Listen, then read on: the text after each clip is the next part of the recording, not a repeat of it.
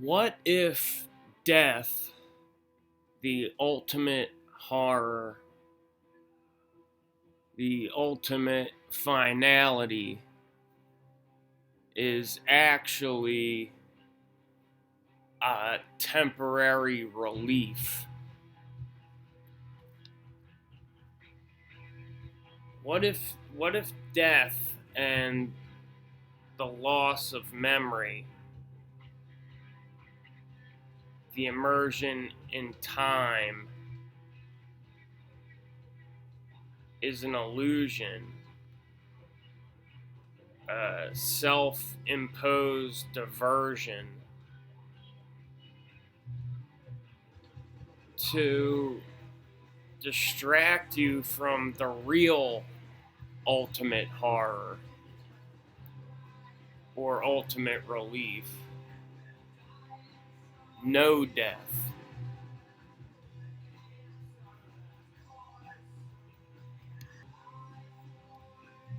Complete freedom. Infinite choice. Eternal responsibility. Complete authority.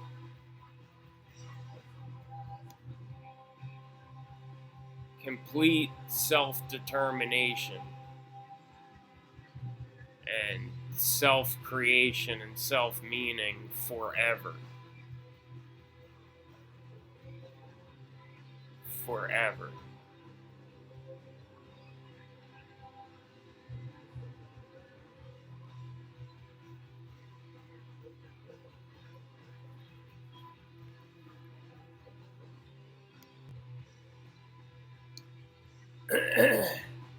What if in the way that there are celestial alignments outside of us, what if there are also celestial alignments inside of us? Because so you have the cycles outside of us, you have the cycles of nature,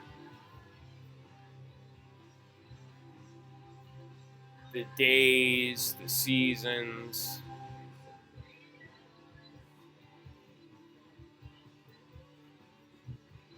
the longer cycles,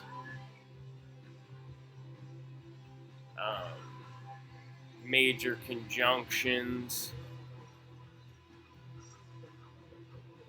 and you have common ones that happen all the time, day and night, the cycles of the moon.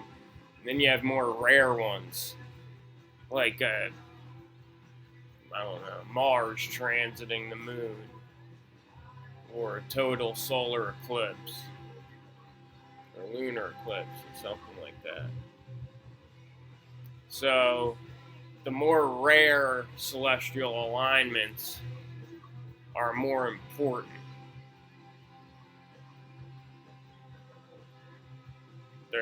They're more scarce. They're more valuable. And we have cycles inside us also. Sleeping and waking,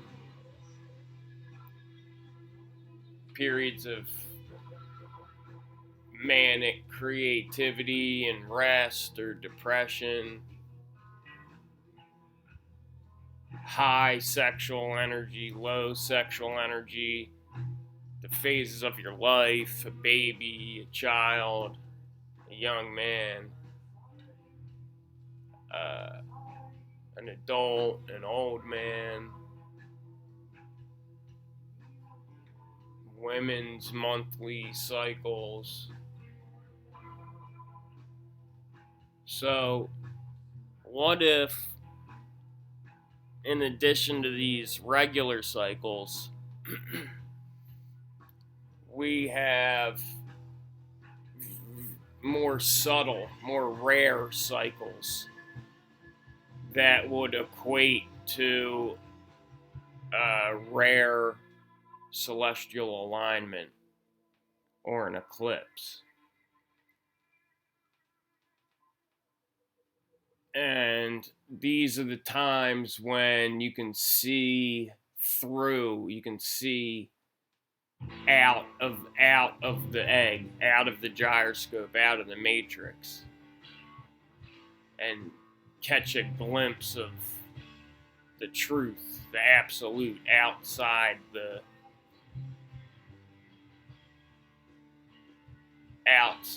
virtual space. So what if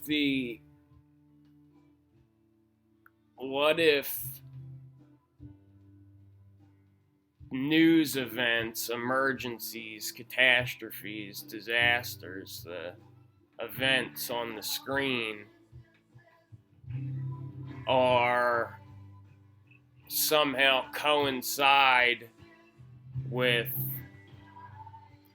not just dates and celestial alignments, but some kind of internal celestial alignment inside. So at the time when you have to be looking inside really closely, your attention is being drawn outside, so you miss it onto the screen. It's like 7-Eleven or Gambling Town or something, Captain Hook. It's like your attention is drawn away. It's like you missed the eclipse. It was like you were looking at your phone and, oh, the eclipse is over already? You miss it.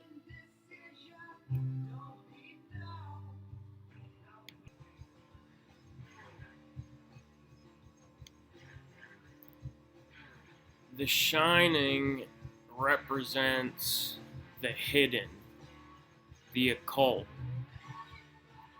the unseen, the unknown, the unable to be seen, the unknowable. Imagine you're examining a rare coin or a precious stone with your naked eye. You will notice that this activity consists of tilting the object, rotating it, holding it down low near your belt, neck stretched high to the light, then away from the light, closer and further away from your face, shifting the shine from one area to another in order to construct a complete mental replica. The precious object can never be experienced or perceived in its entirety. A portion is always occulted by the shine, hidden in white light, a density of information beyond the veil of human perception.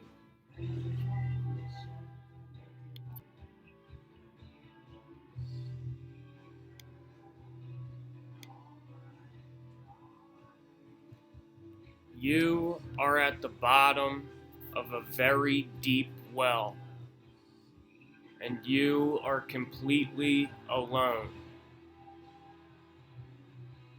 You ask yourself why. Why am I at the bottom of a very deep well? Then you remember oneness, complete unity with all, the wholeness of everything that is. But in the wholeness of the all-encompassing everything that is, no creation is possible.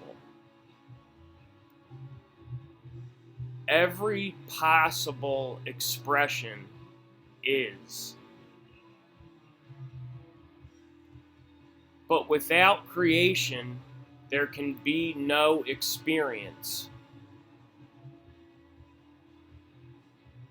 And without experience, there can be no meaning. You realize that oneness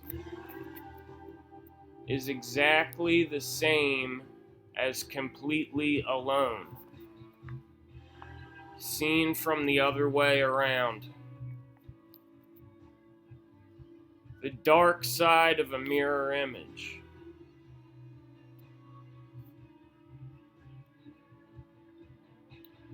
Creation, then, is limitation. Taking away is the only way to change everything that is. A loss of energy, a loss of information, loss. You realize that experience is the friction of traveling through the gradients.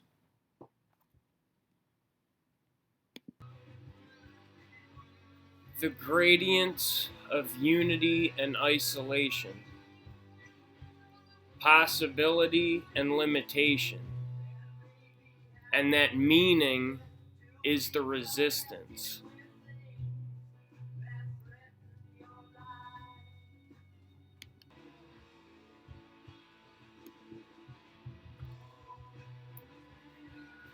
Take any ordinary flashlight and shine it on the wall in a dark room. Project a beam of white light onto the screen.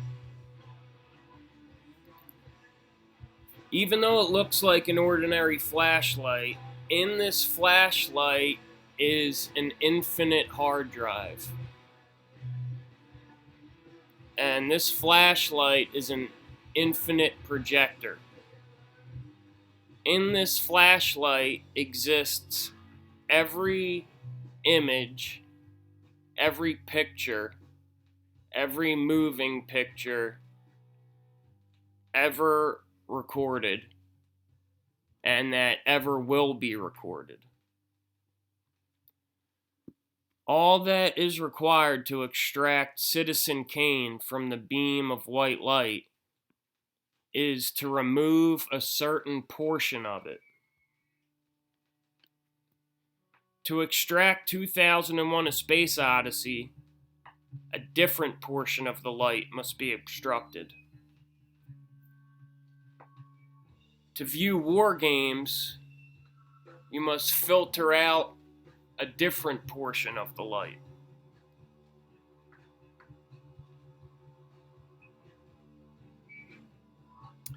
We can remove any desired portion of light from the infinite hard drive flashlight by passing the beam through a semi-transparent medium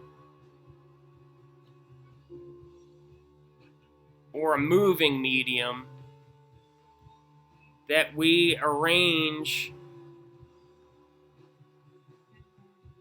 in a pattern so as to remove the specific